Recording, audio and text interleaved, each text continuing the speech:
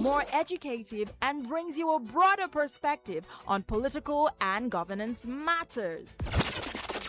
This quarter, on Citizens Hour, we spotlight issues on democracy, civic education, women and youth participation in governance, and other policy issues. Every Saturday, starting at 10 a.m. and a repeat broadcast at 6 p.m. on West Africa Democracy Radio, 94.9 FM, Dakar. Also, don't miss our special monthly debate, which comes up every last Saturday of the month on trending political and governance issues in the sub-region. Citizens Hour on West Africa Democracy Radio. It's your time to speak.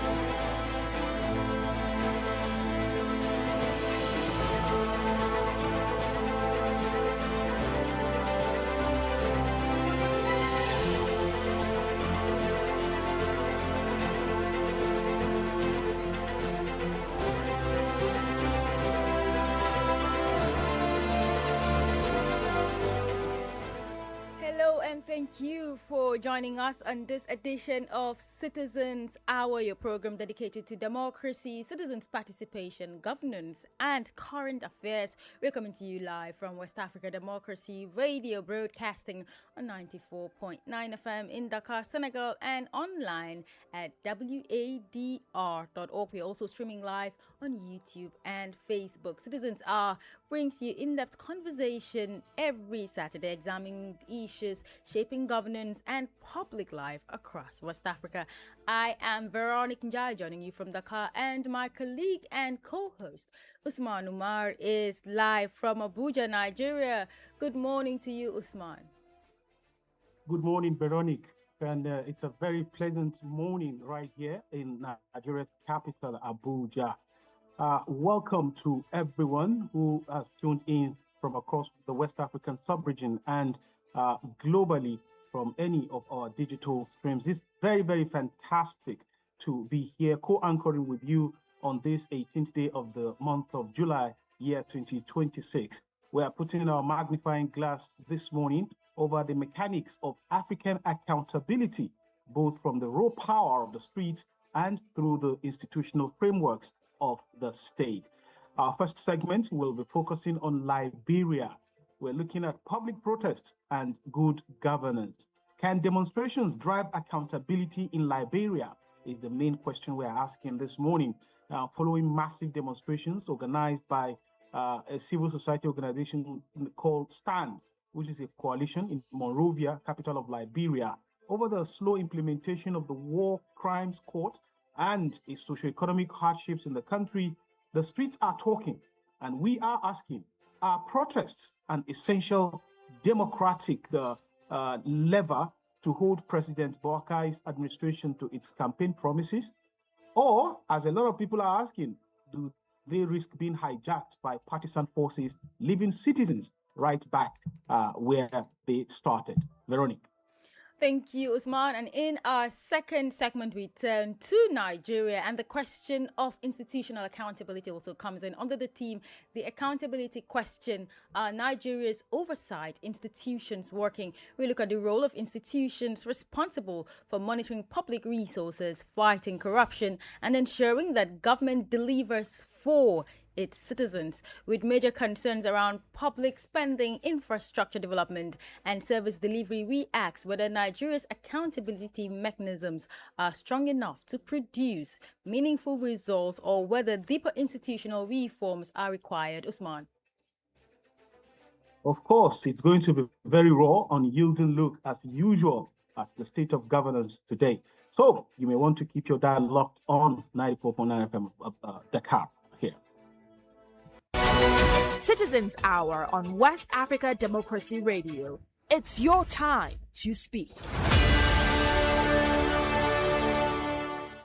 All right, thank you for staying with us. We welcome our listeners on the live stream and on Facebook, YouTube. You can be part of the broadcast by dropping your questions and thoughts directly in the comment section. Let's introduce our guest, Usman Umar. Yes, of course. Joining us for the first topic, all the way from Monrovia in Liberia. Of course, we are being joined by Mr. Ernest Duku Jalla, the newly inaugurated president of the Federation of Liberian Youth, otherwise known as FLY. Of course, Mulba Morlu is also joining us. He is the chairman of the CDC party, and he is the convener, of course, of the Stand Coalition. What this means, he's going to be talking to us. We're also being joined by Adama Dempster. He's the Secretary General of the Human Rights Platform of Liberia. Gentlemen, welcome to Citizens Hour this morning.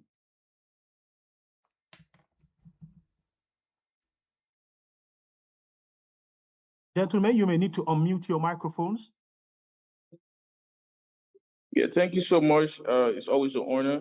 Duku here. It's always an honor to be here to talk about issues concerning Liberian democracy and what we must all do to constructively promote constructive engagement and to sustain peace and democracy here in Liberia. Welcome, Mr. Jalla.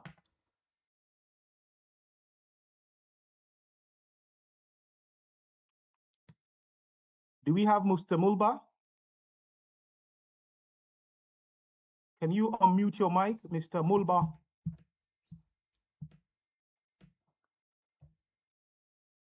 All right, Veronique, I think we may have to start with Mr. Jalla. I also know that we do have Mr. Adama with us as well. So we can start with the both of them while we wait for Mr. Mulder to join us in the course of the conversation, if that's okay. All right. All right, Usman, you can go ahead. All right.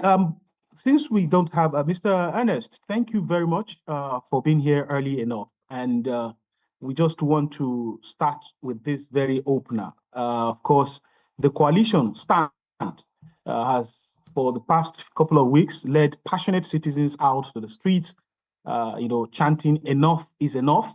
And they are demanding jobs, they are demanding justice for civil war victims. But however, critics are arguing that because this very organization is being led by an opposition party, these protests are less about the citizens and more about early political positioning against the current government. From where you stand, what is your own take? Let's start from there, Mr. Jalla. Thank you so much.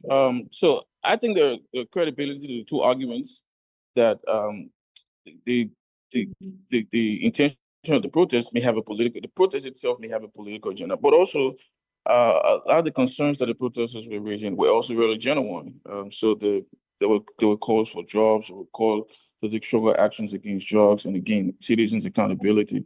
So but I actually wanted to start off with the point that protest is a constitutional right. It's citizens always have a right to assemble and speak freely and petition the government.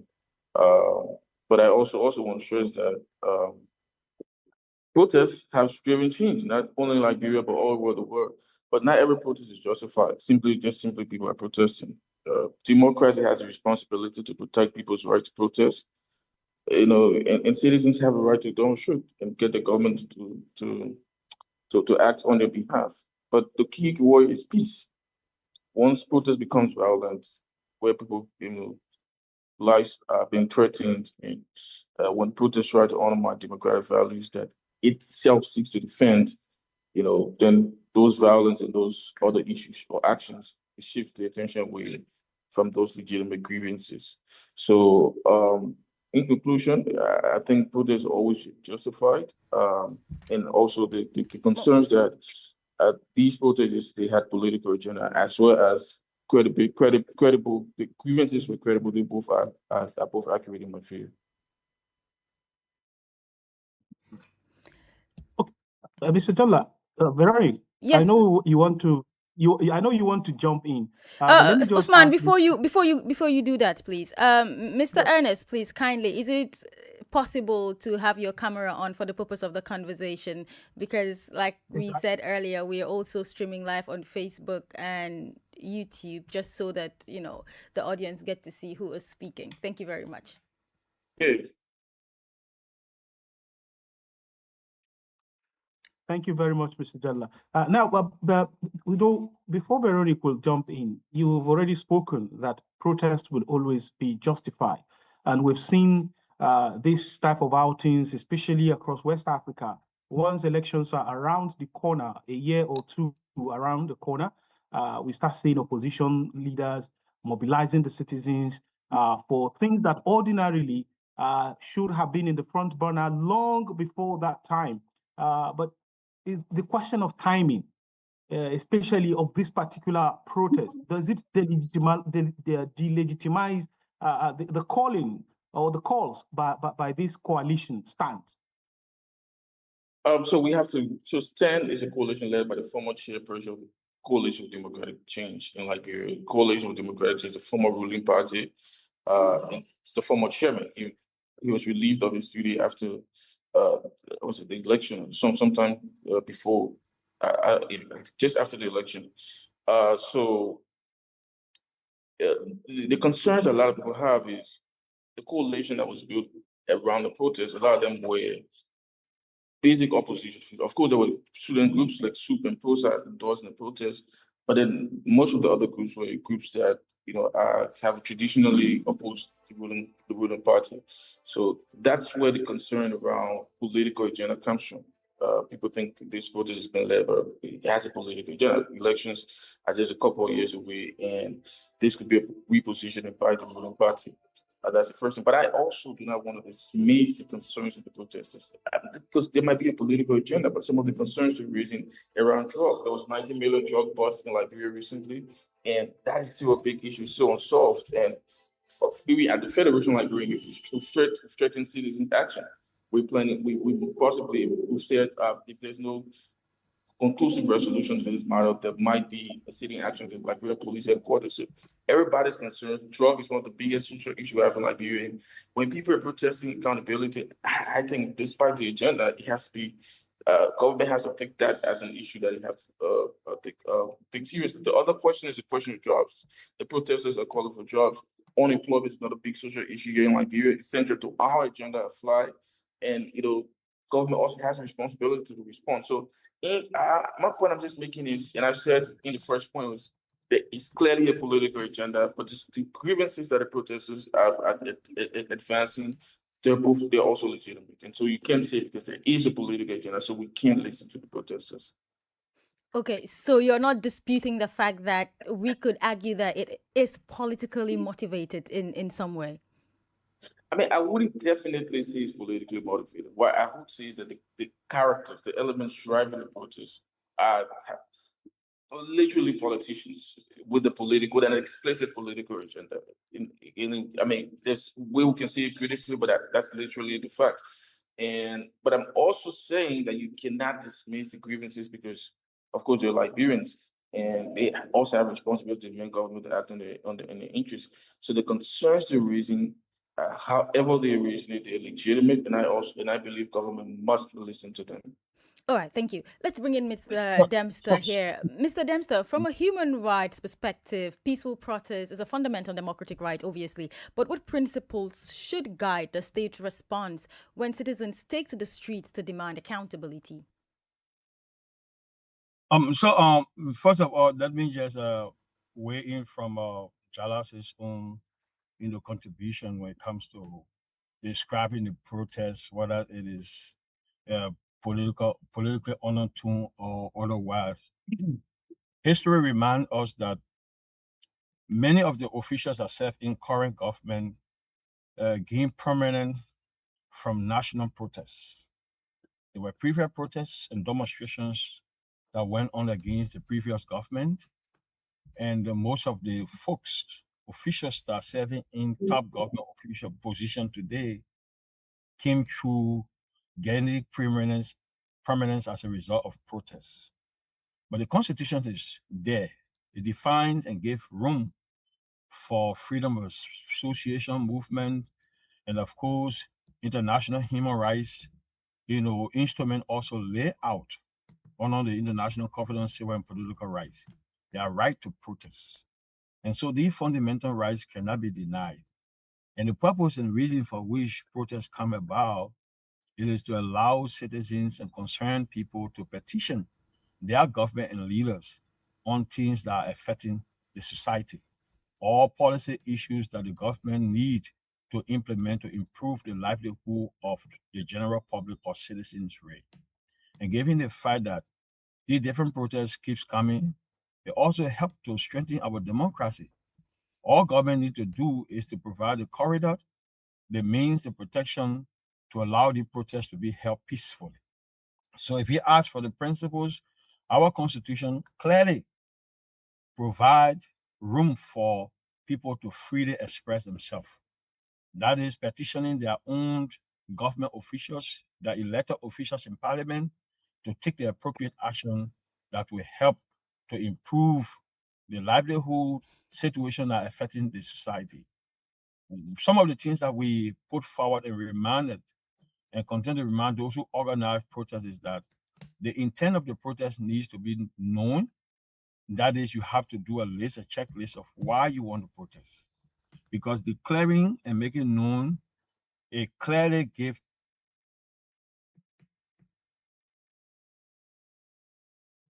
Mr. Dempster, are you there?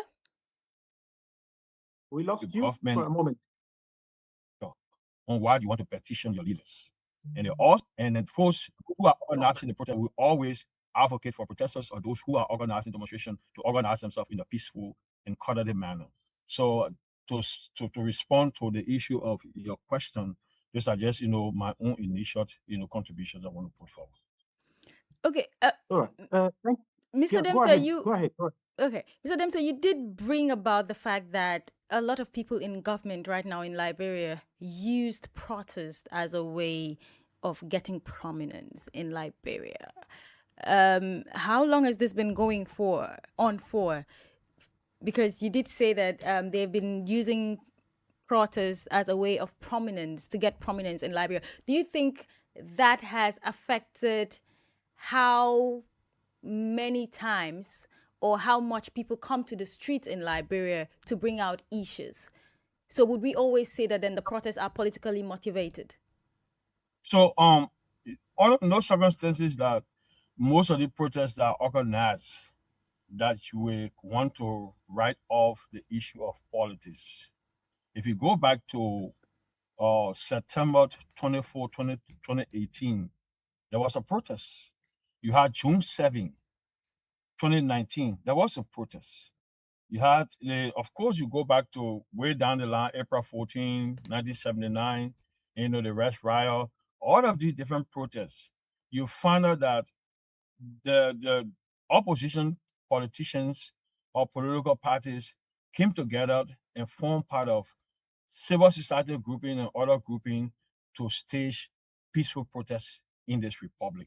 This is a straight, conversation that no one can stand there and say, oh no, we were not a part of it. I remember the June 7, the famous June 7, 2019. That was one protest that were really, attended by folks from cross-section, religious, wherever you want to put it. So I'm saying that the issue of protest cannot be denied because they are fundamental. You have provision for it from the constitutional standpoint, and under international human rights law, these are all aspects that is being put forward, that people will peacefully gather, will be able to petition their leaders to effect change that will help improve the livelihood and, of course, the policy issues that are affecting the country. These recent protests, I know there have been another protest before this protest. What happened normally Protests in Liberia sometimes turn chaotic based on how the protesters carry themselves.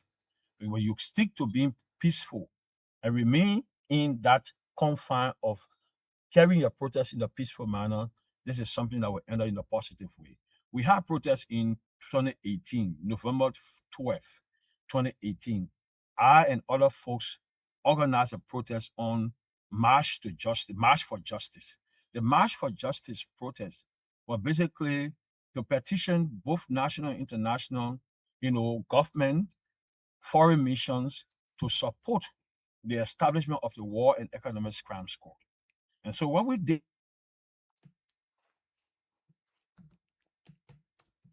Okay, I think we are struggling with Mr. Dempster, but Usman Umar, you can go ahead. We lost your audio a while ago, but I think your point is well made, and we'll come back to you. But let me go to Mr. Jalla, Mr. Ernest Jalla, on this very next question, because one of the issues that actually reignited the very recent waves of demonstrations has to do with how government has been handling or is handling the issue of cocaine trafficking involving seizure of cocaine worth millions of dollars, and citizens, especially the organizers of this protest, are saying that they are not happy with the way government has been handling it, and they've been accusing government, especially saying that there are some government officials that have been hindering, how government is supposed to effectively handle the issue of cocaine trafficking in Liberia or through Liberia. Now, Mr. Dempster raised an issue of how protests can easily turn chaotic and violent in Liberia,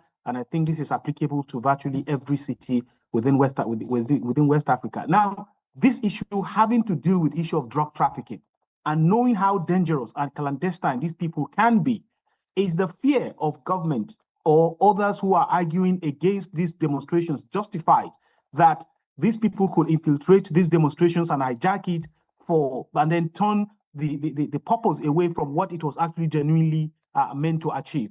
Mr. Jalla, this question is for you. Are the fears justified, looking at the kind of people that are involved?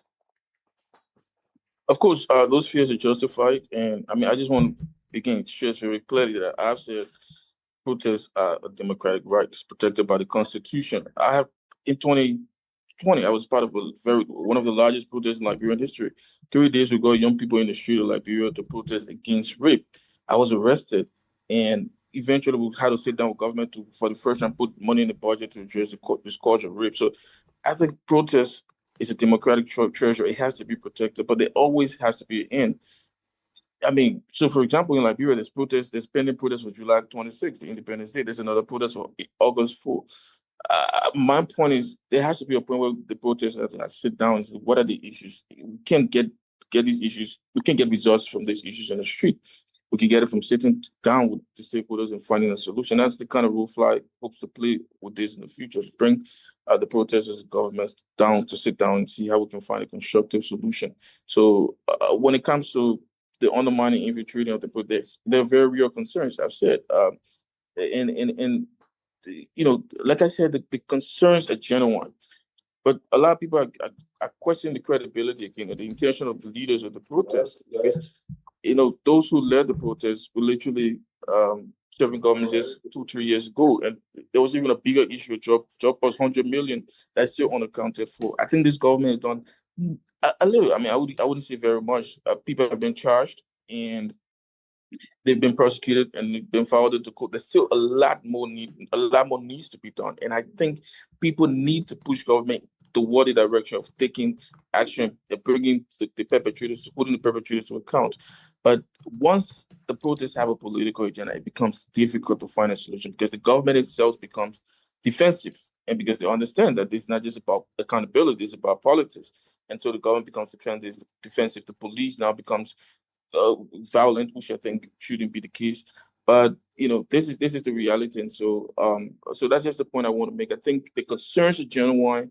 The concerns that there might be infiltration is also genuine, and if there is infiltration and evidence to establish that, then the government might be defensive. And We just want to dismiss the concerns of the protesters, which will mean that the people of Liberia who are reeling from the drug crisis, the young people in the country who struggle with unemployment, might not get significant redress.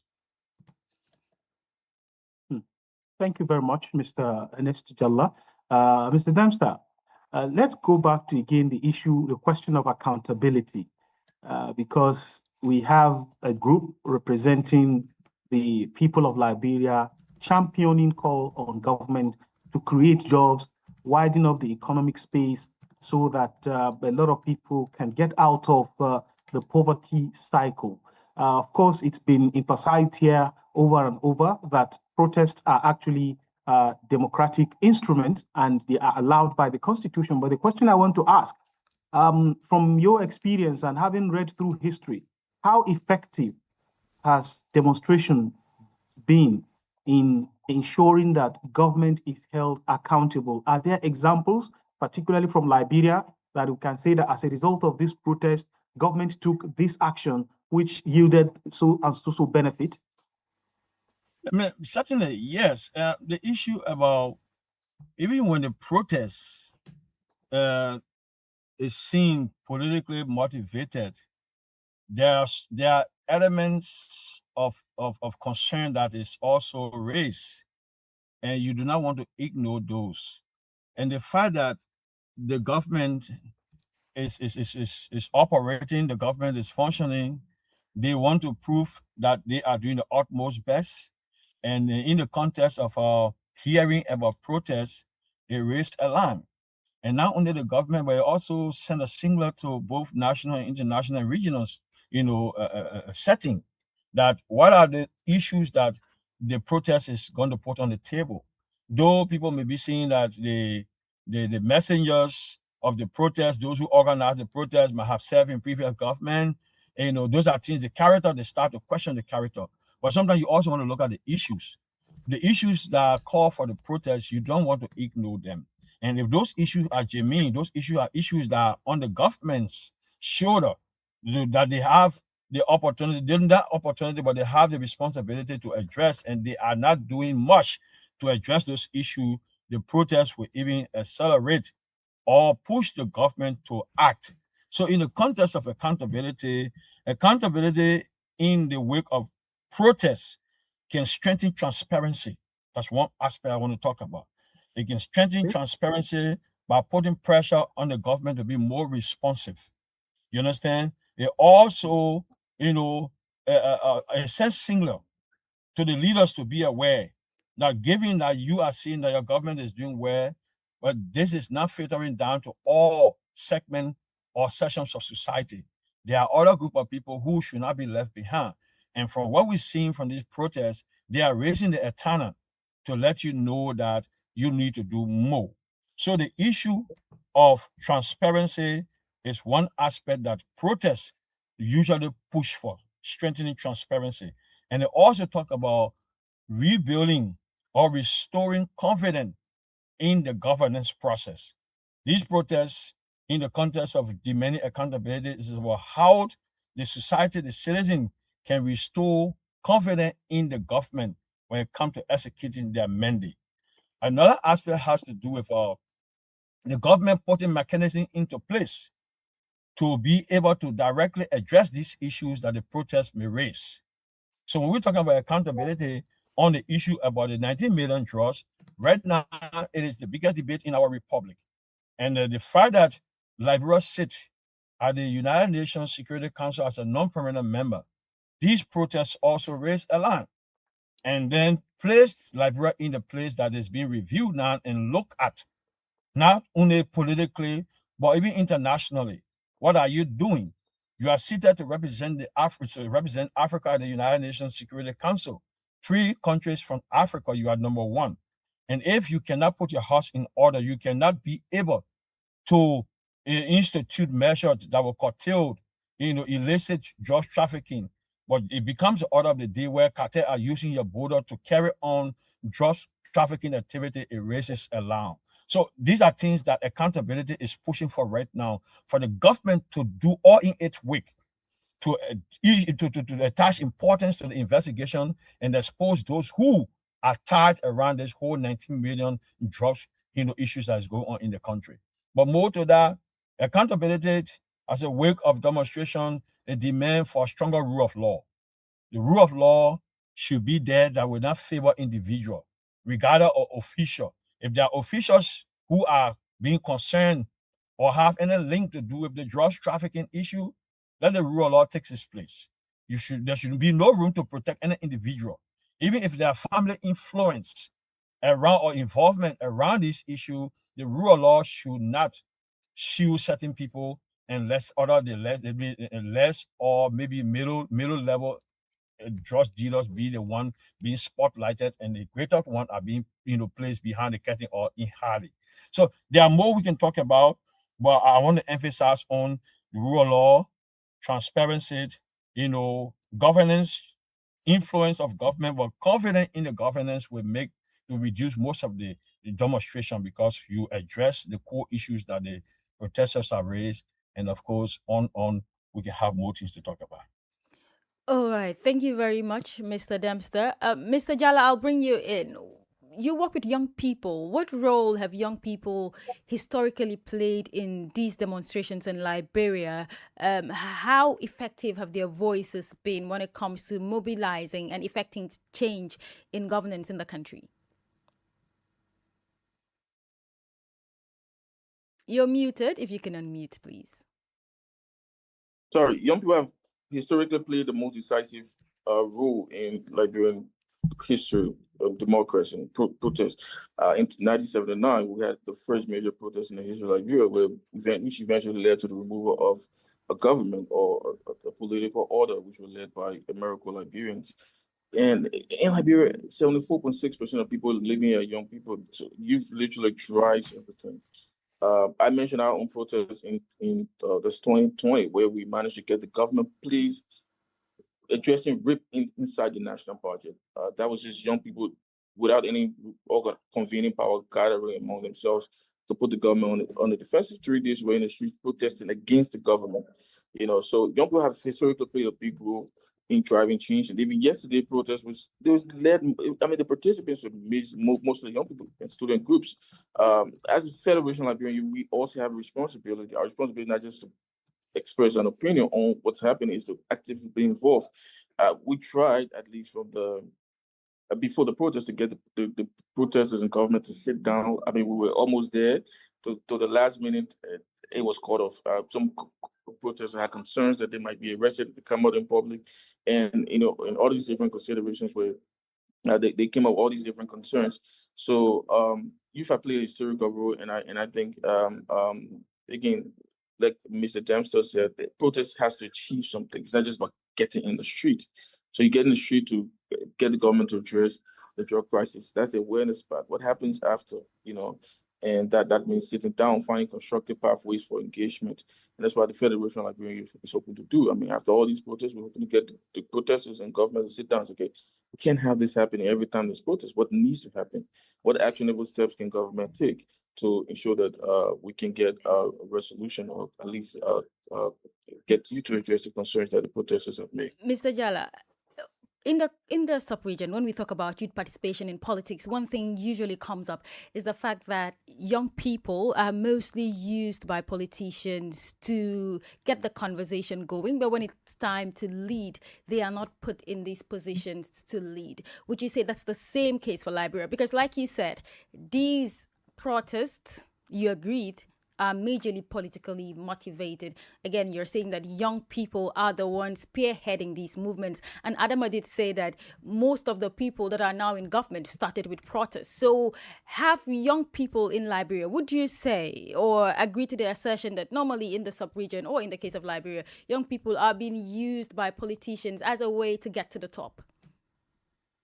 That's definitely true, but I also want to clarify that I didn't definitively say that the protests were politically motivated. I said there is some credibility to the assumptions. You kind of did. Okay. but it's different. So if I say with decisiveness that this is politically, and that's a different thing.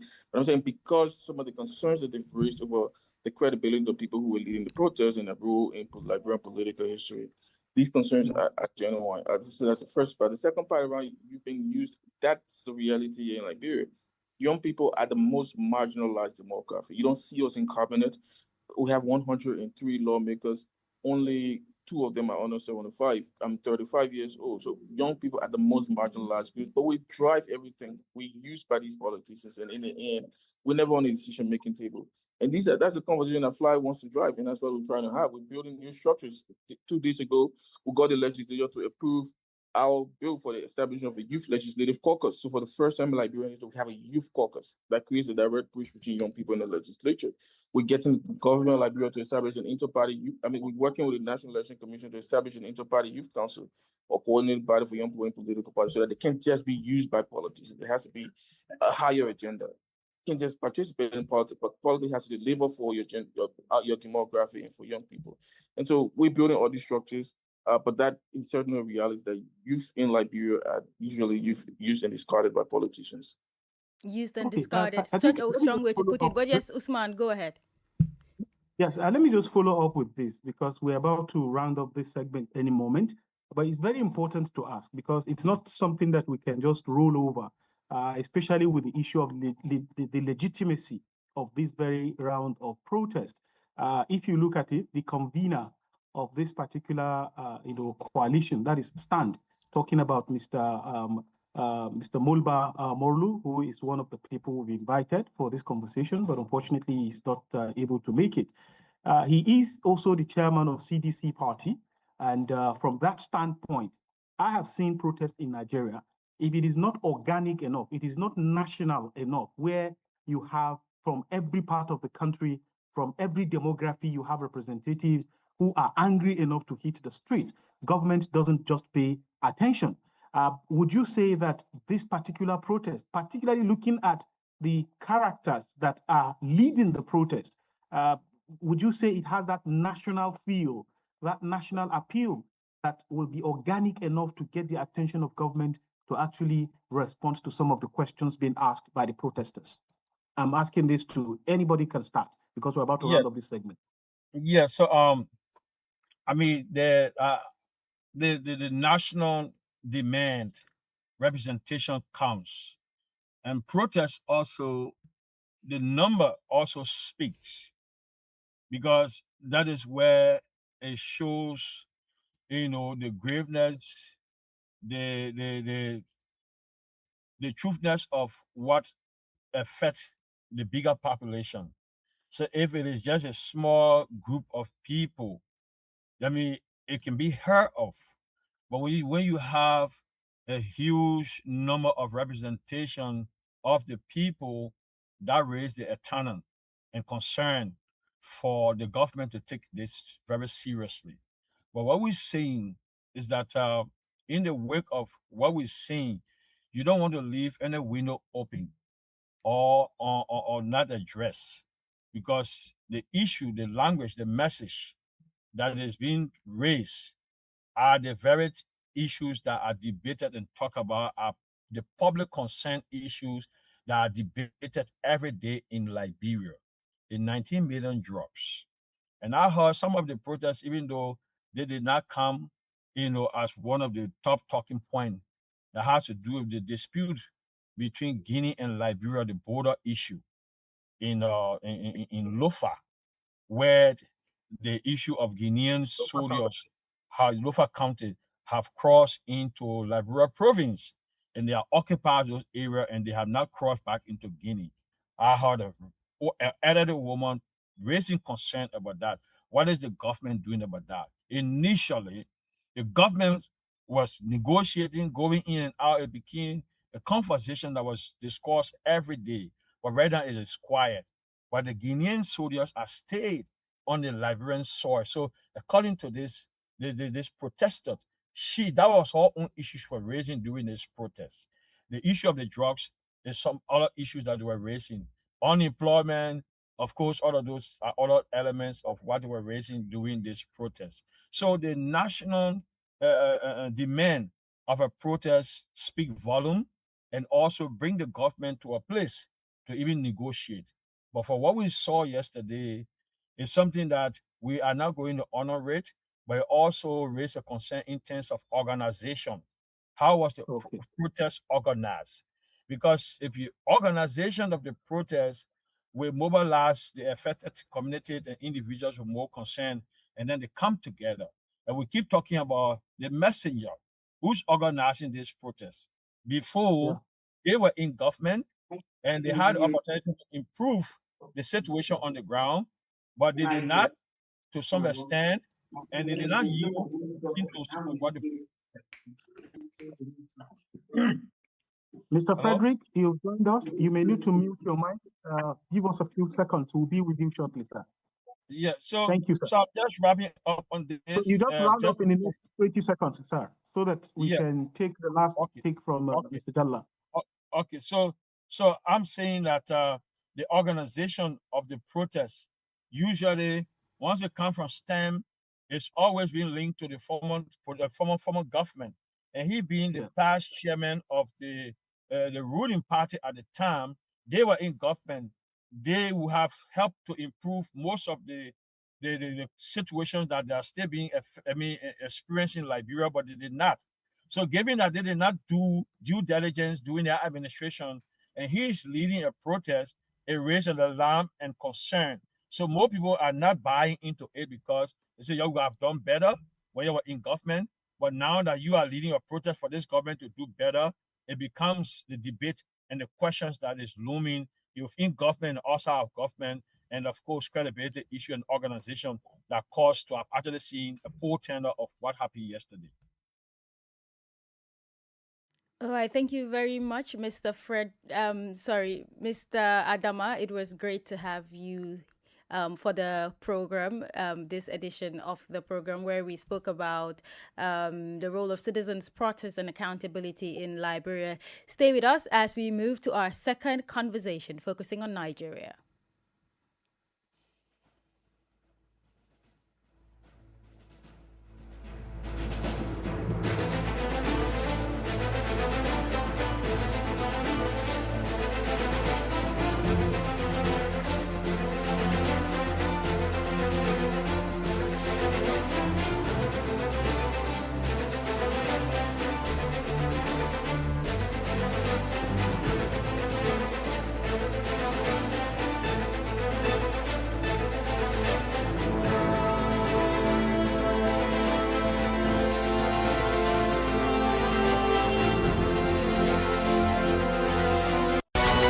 Citizens Hour on West Africa Democracy Radio. It's your time to speak.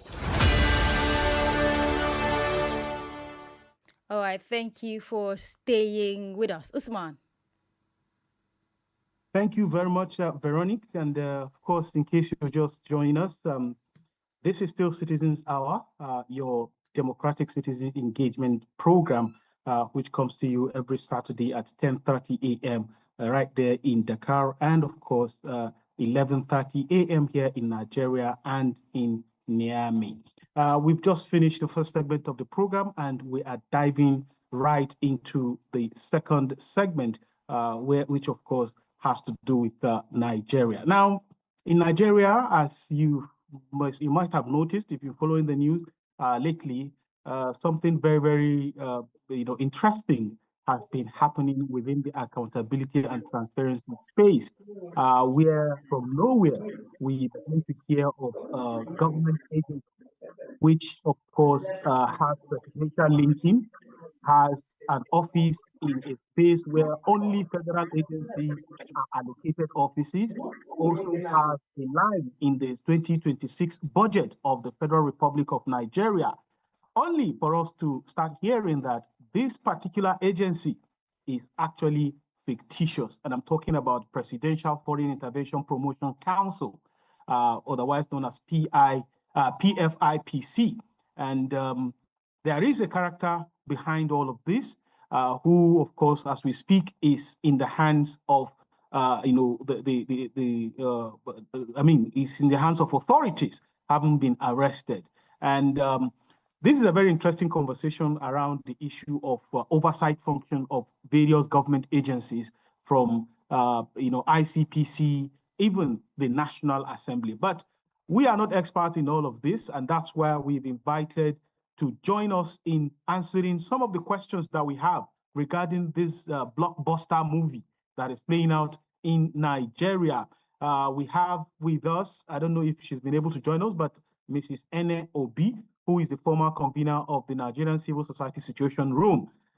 Thank you very much for joining us, madam, if she has joined us. Thank you for having me. I have. Thank you very much. I'm very honored. Of course, the Afro is always there. Thank you very much. Always glad to see you, ma. And of course, we are also being joined by a very astute lawyer, Barrister Fred Nziako. He's a constitutional lawyer and public affairs commentator. Of course, these are the two people we have who have been able to join us for this conversation. And I want to start with you, Madam Ene Obi. What was your reaction when you heard of this discovery, and my hands are showing the quote sign, of a fictitious federal government agency? What was your first reaction to this? Were you surprised? I think surprise may be the least to say, because, you know, I think we woke up to the shock because we have watched this guy on air. We thought the agency was real. Different institutions have gone to visit him to pay homage. He has received a lot of visitors. He had gone to so many places, and it looked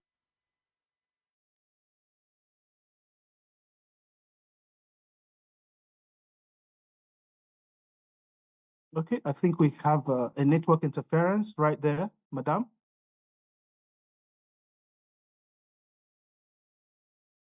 Okay, before we get Madam back, let me go over to you, Mr. Fred.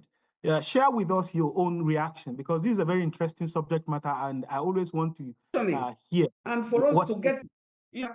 Okay, we lost you a while ago. We lost you a while ago. Your network froze. Okay. But certainly we want to hear me now? Yes, we can hear you now. Please go ahead. Okay, I think it was very shocking because such things don't happen. But it's not so surprising because we do know the issue of accountability has been a big problem. The Office of the Accountant General, the Auditor General, had recorded that about over 300 agencies of federal agencies normally don't account, they don't give account of their stewardship, and they still give them money. So that means that an unaccountable agency can still function in the system. Though it was shocking, but I can tell you that, you know, a lot of accountability issues are on ground confronting Nigeria. But we'll definitely We'll definitely unpack those accountability issues. But let me go over to Mr. Fred to hear his own reaction when he first came across the news of the discovery of this very agency. Barrister Fred.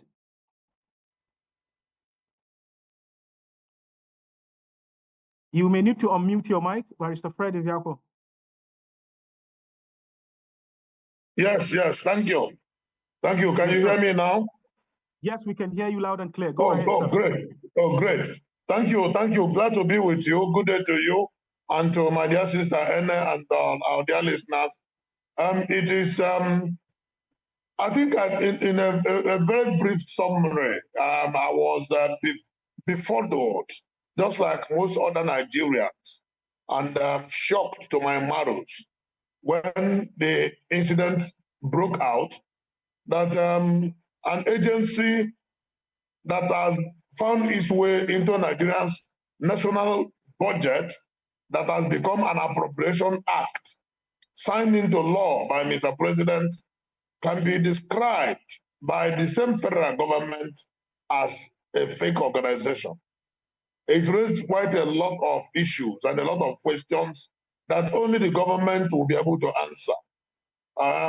Because the questions are, even when the government tries not to answer the questions, the more they try not to answer the questions, the more new questions burst out yearning for answers. Because Nigerians have been at a wondering how such an organization was able to get a space, like you said, at the Federal Secretariat, not at a private mall or a private property, but at the Federal Secretariat or the Federal Government of Nigeria.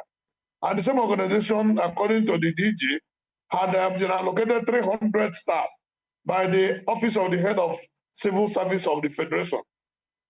The head of the same organization have been able to open 3 bank accounts with the Central Bank of Nigeria. The same organization has been given accolades even by the chairman of EFCC and other top government officials. The same organization has been able to host diplomats from across the country, from across the world, on behalf of the federal government of Nigeria. And the same organization claims to have kind of attracted private investors into Nigerian investment environment. And the same organization is the one being tainted as being fake. Meanwhile, the issue has not been investigated because Mr. President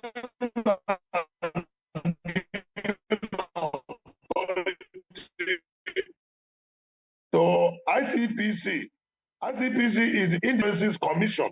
Is a law enforcement agency saddled with the responsibility of investigating official corruption among public officers. ICPC has been asked to investigate the matter and report back to Mr. President. But even while ICPC is yet to settle down to start the assignment, the man who is, like you rightly pointed out, and dragged to the court of law. Now Nigerians are at a loss as to really what transpired and really what the intentions of government are. We are here to see what the government wants to achieve with this conundrum and with this show of shame that has attracted international interest and has positioned Nigeria, if not well handled, has positioned Nigeria with very terrible opprobrium and international low level of integrity. So we call on the government of Nigeria to ensure that this matter is logically investigated and then let know who is telling the truth and what transpired and how water passed under the bridge. Okay. All right. Veronica. Madam Obi, civil society organizations in Nigeria have constantly demanded open budgeting and public participation. I know you did speak about the fact that accountability issues. Looking at this case, where exactly did the accountability chain break down? I think the current government is a confused government. You know, the government under President Bola Ahmed Tinubu is a confused government because we don't even know the budget it is operating right now, whether it is operating 2024 budget or 2025 budget, and now we have 2026 budget. There hasn't been any government like that that will be operating one, rolling into the other fully and rolling into another. There's been a lot of borrowing that is going on. We don't even know what they are borrowing for anymore. And, you know, we need even more active citizenship. But this particular agency has brought a lot of cries. If you look at the person, one of the persons accused is the chief of staff of the president, Femi Gbajabiamila. Honorable Gbajabiamila, also for anybody who is giving that kind of accusation, the government, the president looked at citizens in the eye and gave him another responsibility. Someone who is accused like that, you ask the person to step aside. And because the man is even standing boldly and said, I gave a bribe of 100 million in order to be made a DG. 400 million naira. Yeah, or how many 100 million? 400 million naira. 400 million naira. Okay, I had 100 million naira, and then we have. So somebody comes out and says, I gave this amount of money so that I can be made DG. That would spell the kind of colossal corruption that is in Nigeria. And I remember when there was an issue with a chief of staff before, a contractor was so happy that that chief of staff died. In fact, the guy was jubilating.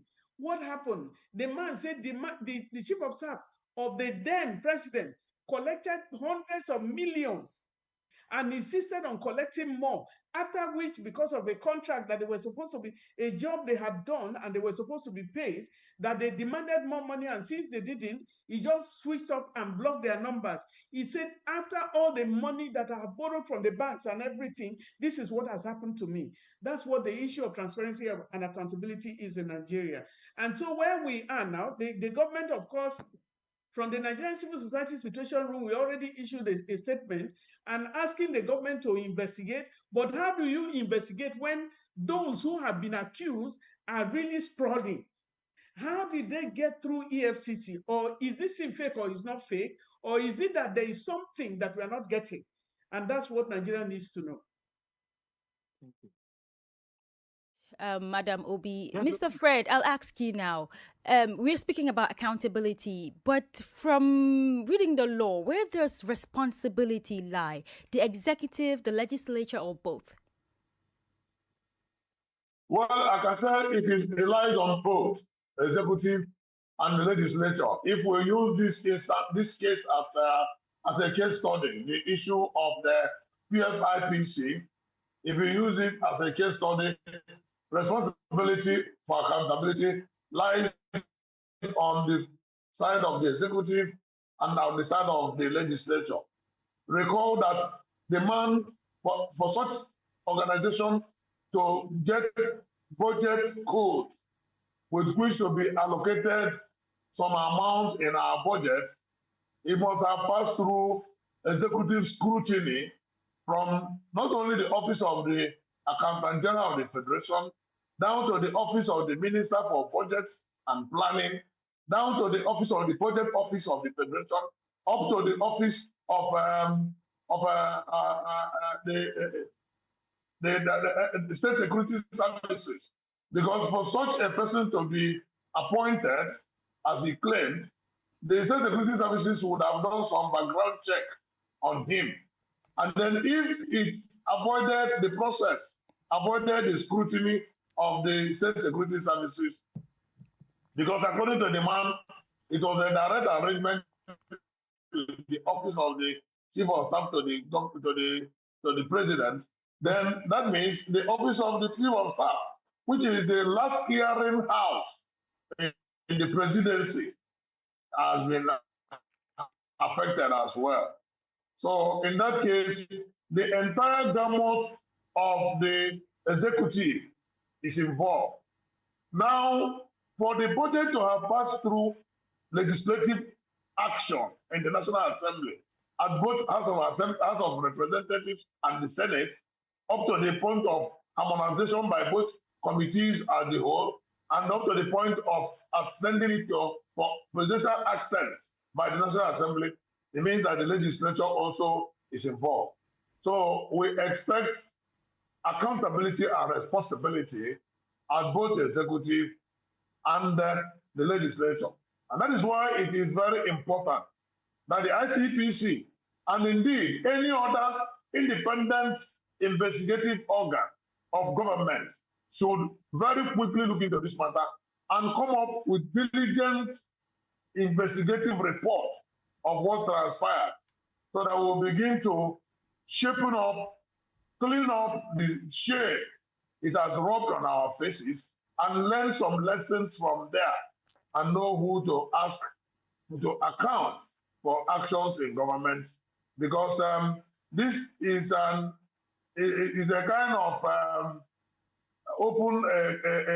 kind of war, which means that there could be some other agencies being funded by our budget that the government may also declare fake, if this particular one is indeed fake. So we need to really get to the root of this and know who is telling the truth and what happened. All right. Thank you very much, Barrister Frederick. Madam Obi, someone has described this matter as a flagrant failure of oversight function.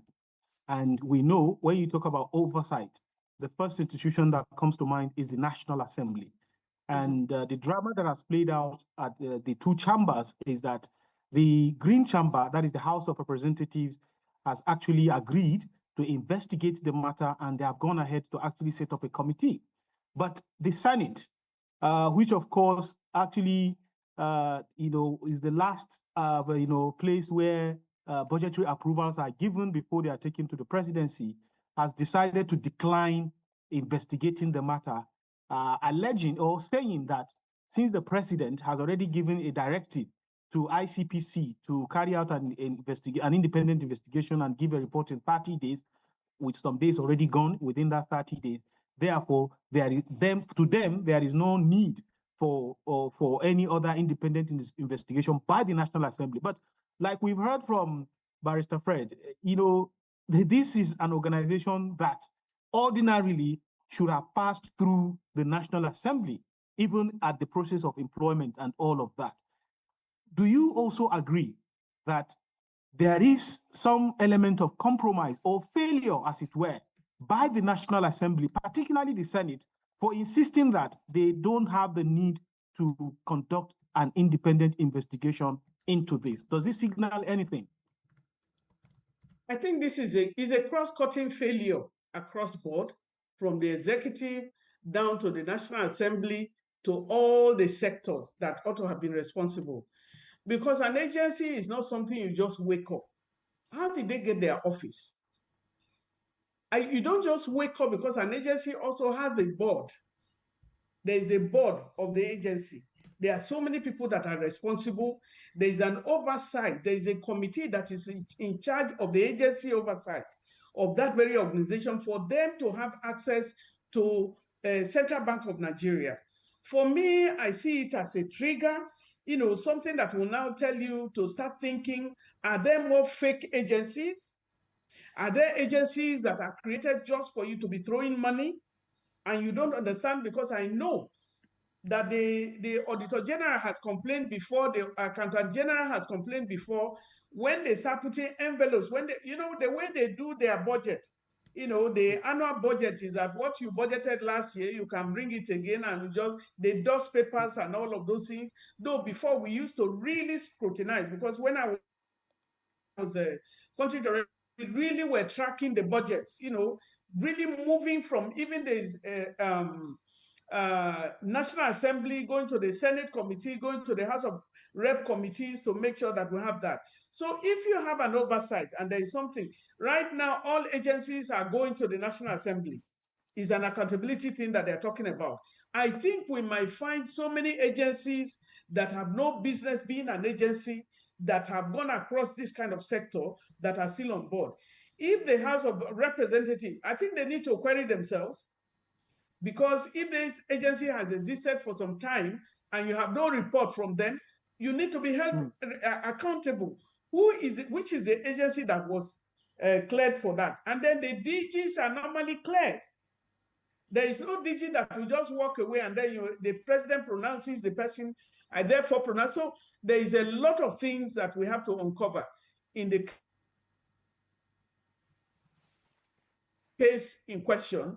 And so I think it's the failure of the system to be able to track. And that is why we don't know what we are funding in Nigeria. That's why the government is borrowing. We say, you are borrowing for what? What are you really funding? Who are the ones with audited accounts? Because we have the Auditor General of the country. We have Accountant General for the country. All of these agencies ought to have been audited. How many of them have been audited? And the report we are getting from the Auditor General's office is that many of them are not accountable, they are not responsible, and then another year you give them money. What does that really mean? So this is where we are. Is a failure, and they need to investigate. We are watching and waiting and seeing, because it touches the Chief of Staff himself. Why is he still sitting there? So it means maybe this thing is not fake. Maybe somebody's hand has been burnt or something happened, and now this thing has been exposed. But that also tells us about all of those who are DGs across the country in the different agencies, in the country, what they are going through. How much are they giving to become DGs? How much are they giving to become heads of agencies? And how oversight is thrown upon them. Thank you very much, Madam. And Barrister Fred, the man in question, talking about Prince Adeyemi, is already with the authorities. We understand that he was actually flown from Ibadan to Abuja in a private and is now in custody. From a law perspective, does the man actually have a case? Because looking at the fact that he made a revelation that the agency was actually given a 27.4 billion naira take-off grant, and then in the 2026 budget, there is actually a line budget of 1.3 billion naira standing in the name of this very agency. And as you have already pointed out, I don't think it is possible for even a UN organization to find its way to have a line in Nigeria's budget. That is, I'm trying to say, the UN office can be big, but for a so-called fictitious organization to make its way into this very official document, a lot of red flags, as you have already said, and Madam has retreated, have been raised. But do you think that this man has a case, looking at all the facts of the matter as they are unfolding? Barrister Fred. Of course, the man has a very strong case, not just a case, a very, very strong case that deserves thorough, diligent investigation. Because the man was very direct in his accusation, very pointed in his presentation, and very specific in his in the manner he has narrated the circumstances of the situation. The man said that he had given bribe to the chief of staff through a third party whose whereabouts is unknown, Mr. Tanemola, and that Mr. Tanemola had been said to be dead in mysterious, unexplainable circumstances. And the man is raising a lot of red flags that the issues around the life or death of Mr. Tanemola also need to be investigated. Because they said that Mr. Tanemola, who was the go-between, who was the intermediary between him and the chief of staff, who was the one who delivered the 400 million naira bribe to the chief of staff, was said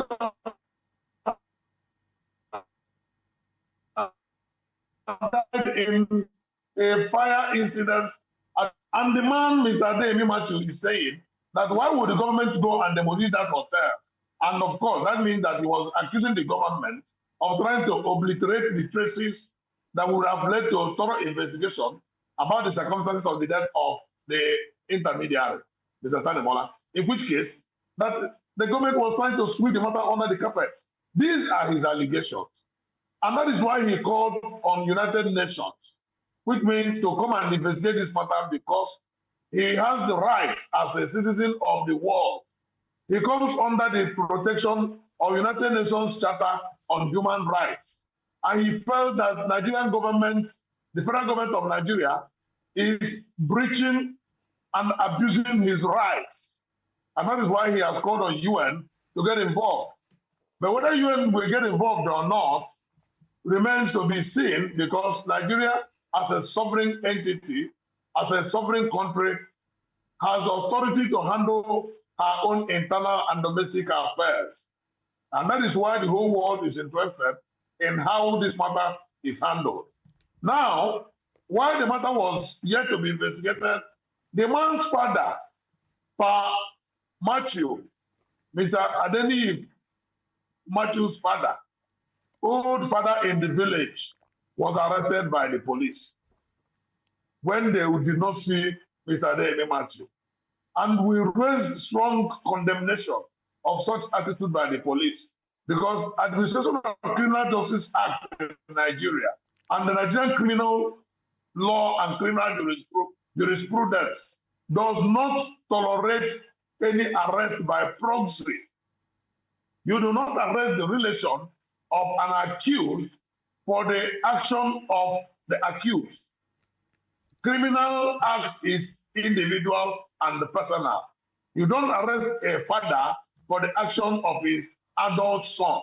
Even if the son is not an adult, you still don't arrest parents for the actions of their children, not to talk of that of an adult son. So it was a very terrible act by the police, that attempt to arrest or the actual arrest of Mr. Adeyemi's father. And now that Mr. Adeyemi has been arrested, he has not been arraigned in court because he was arrested and kept in custody till September 30, when the court said he will take his plea. That means he will be arraigned on 30th of September. That is over 2 months. Look at about 10 weeks after his arrest. Was arrested in the middle. People in law.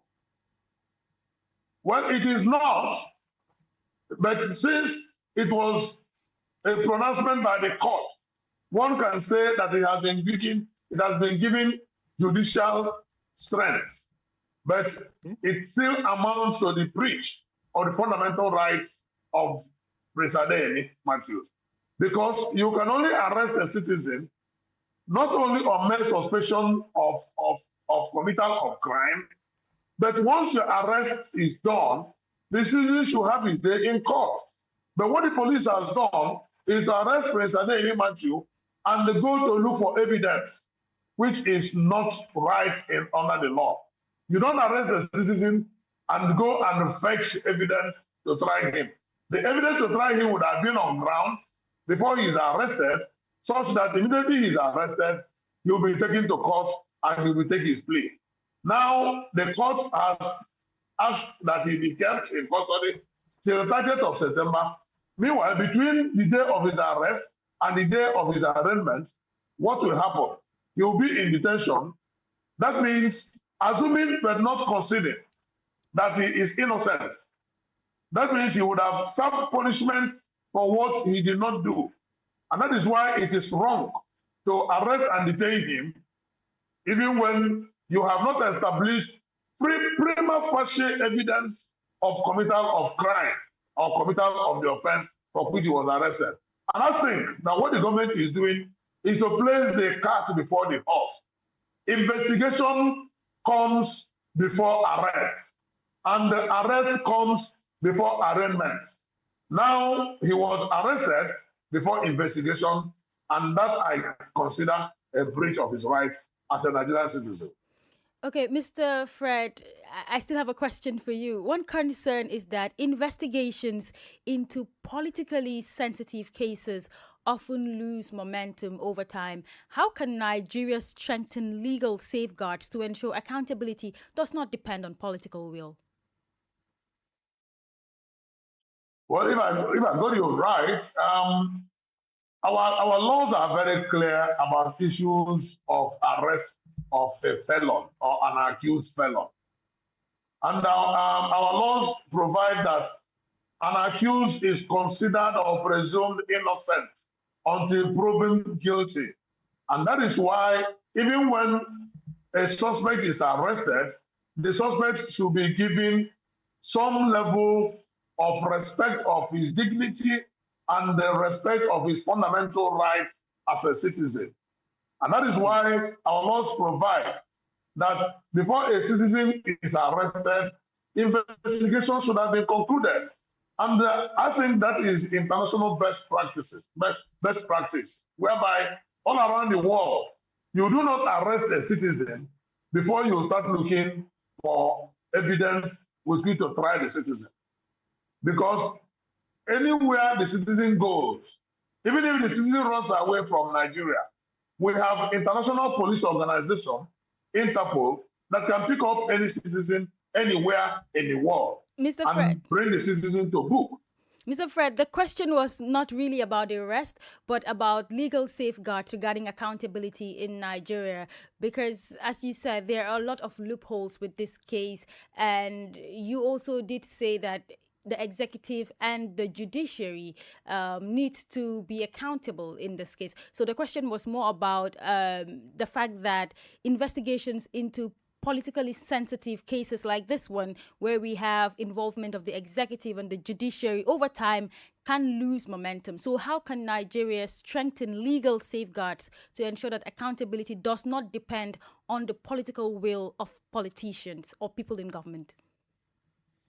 Okay, essentially this one does not concern the judiciary so far. It is the executive and the legislature, because of the establishment of the agency and the fact that the agency has found its way in our national budget, and then all the issues Yes, I around meant the agency the are legislature. still within the purview of the executive and the legislature. And the judiciary has not stepped into the matter, and the judiciary takes over at the point of arraignment of the accused. Now, on the issue of accountability on such politically sensitive matter, it is important that we take it to logical conclusion. And how do we do that? We ensure diligent investigation. Diligent investigation is the first step, because in the case where there are accusations and counter accusations, the man has leveled accusations against the chief of staff. The chief of staff has leveled accusations, counter accusations against the man, and has even gone ahead to file a suit recently during the week. The chief of staff has filed, as his lawyer, to file a defamation action claiming damages of 15 billion naira against Prince Adeyemi, claiming that his integrity and his personality has been tarnished by the accusations of Prince Adeyemi.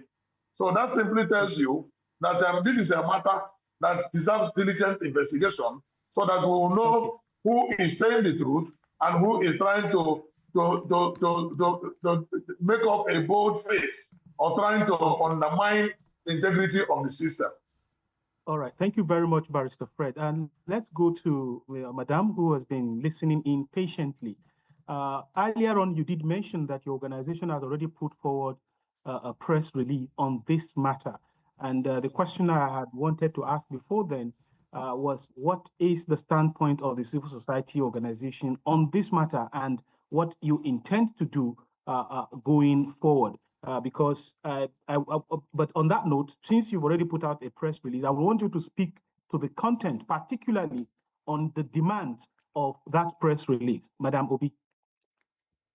The direct demand is for an investigation, a public investigation, an investigation that, once it is done, it is made public. And we are happy that the president at least gave it a timeline. So after giving that timeline, we want to see what is coming to it. But from all the explanations that my brother Fred has, brought on board as well, you would like to look at these issues critically and look at, the 27 point billion or so that was given as a starting fund for this agency. What was it intended? Was it released? Who gave it? How did it work across? So there's a very clear chance that something there are so many things that we're not getting. No Nigerian, no ordinary agency will get up and accuse somebody in government because they know. And that is why, from the standpoint of the lawyers, for example, you can't keep somebody for more than 48 hours without sending the person to, so already they are violating his, for the police to come after him and get him. I think it's an embarrassing situation that they don't know how to handle. But this is not going to be swallowed, and we are going to watch it. And what we are demanding is a detailed investigation, and everybody who is held accountable must be held responsible.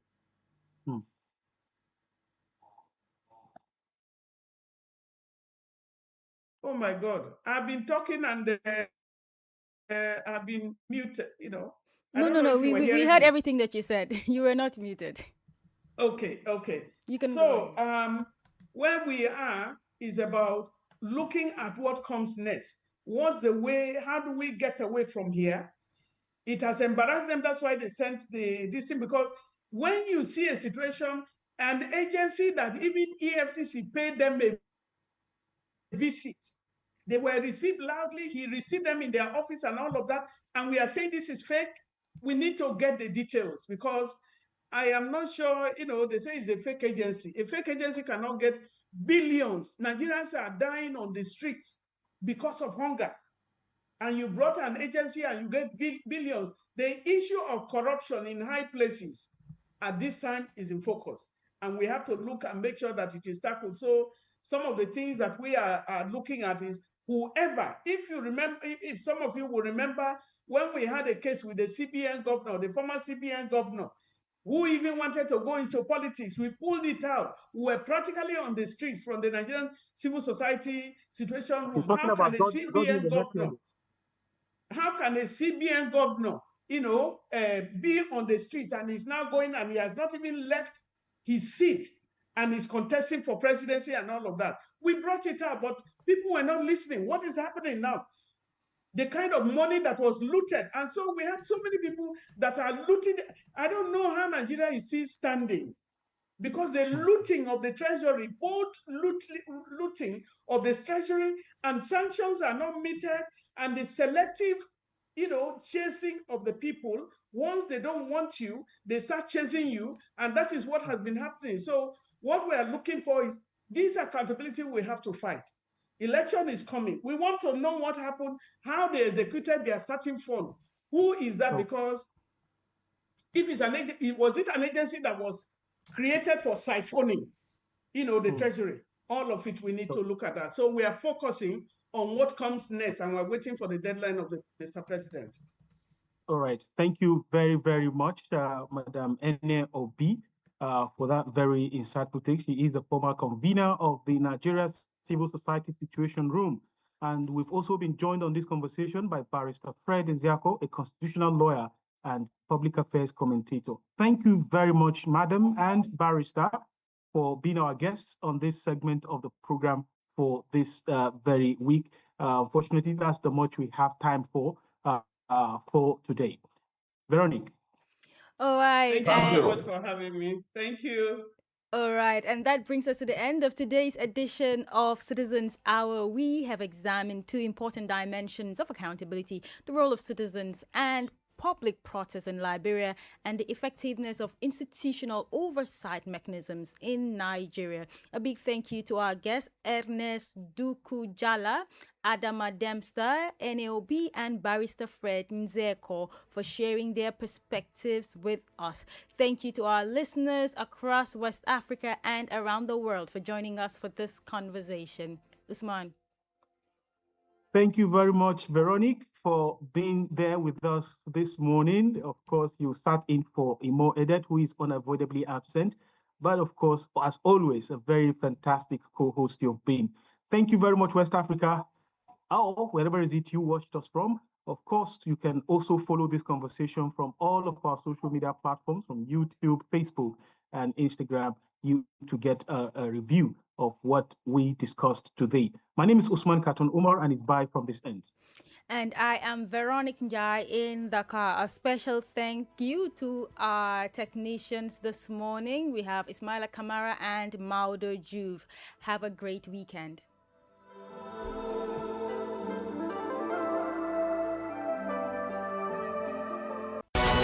Citizens Hour on West Africa Democracy Radio. It's your time to